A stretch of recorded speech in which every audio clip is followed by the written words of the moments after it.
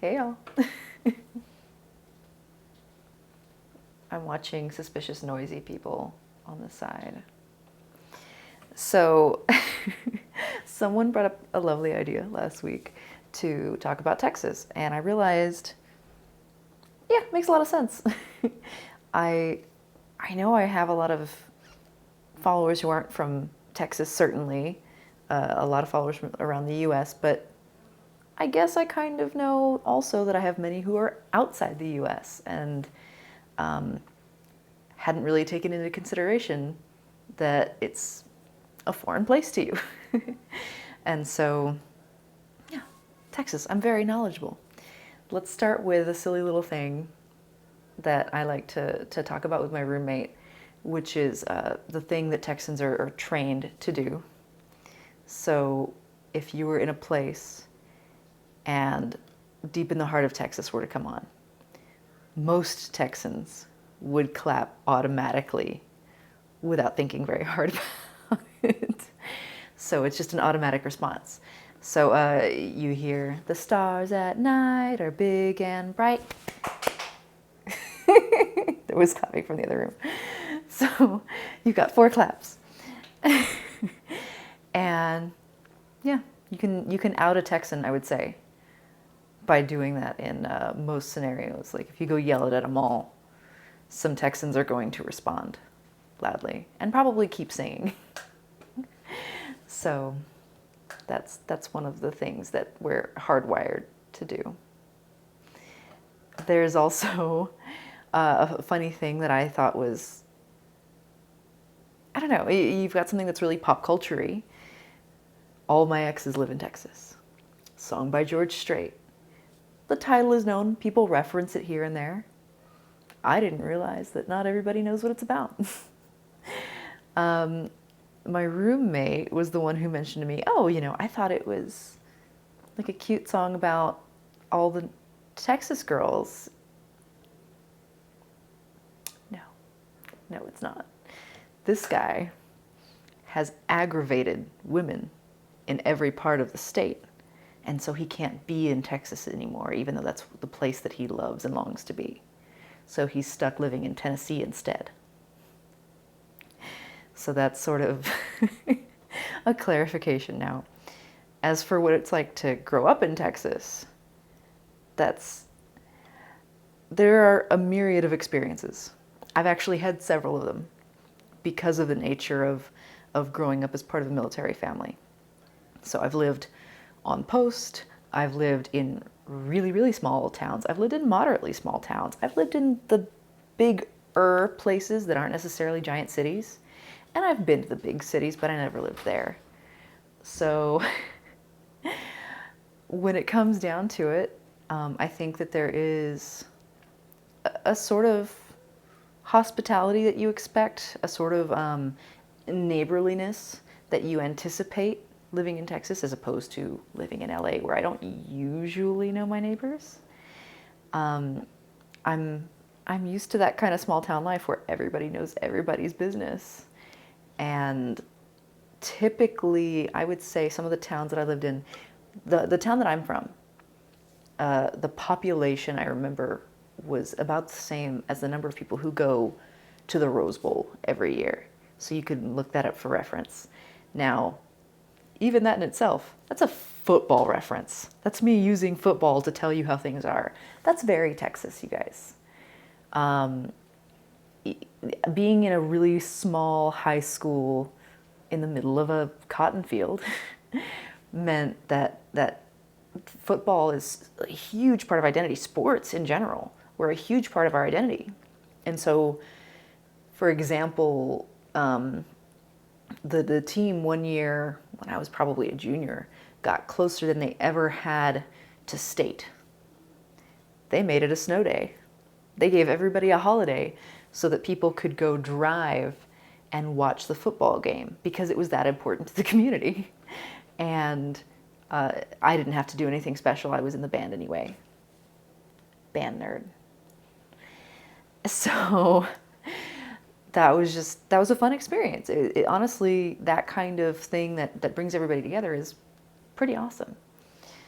So that was a small school community outside the actual town I was from. I also lived, again, in very small towns. So for reference, one of the towns I lived in had one stoplight in the whole town and one one-way street. And there weren't any big stores. There was general stores and like a dollar store and a gas station and a couple like family-owned restaurants. But you couldn't get big stuff. When people had big groceries to get, they would shoot over to where I'm from. They would go to San Angelo and they would buy like a month's worth of groceries or whatever they were going to get. So you've essentially got this center of an area, because so much of Texas is just space in between things and country. Like it really is like that for a lot of the state. So you've got these hubs that in and of themselves are not large towns. San Angelo is not a large town. It's a large town. It's not a city. But for the area, it's the big place. And so you got people who come from hours around just to go do their grocery shopping, just to have a chance to go to the mall. You know, they had a couple of super Walmarts. That was a huge big deal. We had the old Walmart, and then we got a super center. It was very exciting. And then they upgraded something else, and now the super center was actually the old Walmart, and there's a brand new like giant Walmart. People were super excited. Granted, growing up, we had hardly too many restaurants. Now there's a lot more there. But as I was growing up, the fancy thing for us to do for like our birthdays was to go either to Zentner's Daughter, which by the way has one of the top 5 chicken fried steaks in Texas. It's on the list. And if you don't understand about chicken fried steak, it's exactly what it sounds like. Steak that has been chicken fried. You have it with mashed potatoes and gravy. It's really, really good. There's a huge difference between California food and Texas food. And fat and grease are a really big part of that. So that being said, there's like, yeah, you go to a place that's home-owned, places that we knew. But yeah, the fancy place, really, there was a Red Lobster. That was the nice place to go. People freaked out when we got Olive Garden. Everybody was super excited. So that gives you an idea of size-wise what the situation is. And I believe it's the wool capital of the world. So since I left, there have been art installations putting sheep all over town, different sheep that have been painted different ways, which was kind of interesting to me. But yeah, so I would say that some of the really big differences from Texas to other places has to do, well, there's so many just different tiers of things, right? There's a general kind of, understanding between people. It's more of a place where you, hey, how's it going, as you pass by to people, versus other places where you have your head down more. There's also so much more country. Granted, there's plenty of people who live in the cities there, and so tons of people don't have anything to do with like country lifestyle. But at the same time, and at the same time, living in a town doesn't mean you have any exposure to things like horses. There's lots of people, to my understanding, who believe that if you're from Texas, you rode a horse to school. No.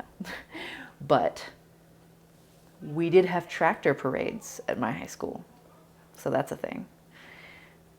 So that, yeah. I think also just availability of sky, being able to see the stars. You know, any place that you're at, if you're in a city, it's too light polluted to see things like stars too much. But man, living in those small towns, like, I could break my neck staring up at the stars. And I really love it. That was my adventure last week, actually, was driving through the country and watching meteor shower. It was awesome. I really enjoy things like that. So, yeah. Hearing crickets, being annoyed by things like June bugs. June bugs are really stupid. If you don't know what a June bug is, it just seems gross for some reason, but it's basically a little tan beetle. And they just seem dumb. I don't know why. And they'll hang out on screen doors and stuff. So, yeah, as I just work on characterizing, what are the things that make me think of the country? Hearing crickets, hearing the loud quiet. Being able to enjoy thunderstorms, rainstorms. Being able to see the stars, and the sights and smells are just different.